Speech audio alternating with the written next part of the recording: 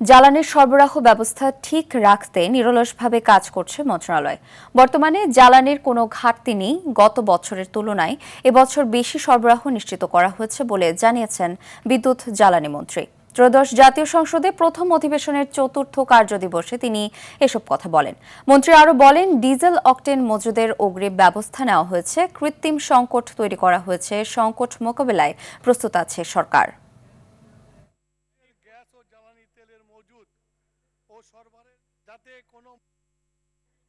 চাহিদা ছিল 1200 এবং 1400 মেট্রিক টন, অথচ চলতি বছরে 1 থেকে 23 তারিখ পর্যন্ত অকটেনের বিক্রির পরিমাণ হয়েছে 28,939 মেট্রিক টন। মাননীয় স্পিকার, অর্থাৎ প্রতিদিন গড়ে 1258 মেট্রিক টন। এই ক্ষেত্রে স্পষ্ট হয় যে বাজারে জ্বালানি প্রবাহ অব্যাহত রয়েছে। প্রয়োজনীয় জ্বালানি সংগ্রহের মাধ্যমে মজুদ প্রবণতা থাকায় সংকট কৃত্রিমভাবে তৈরি হয়েছে।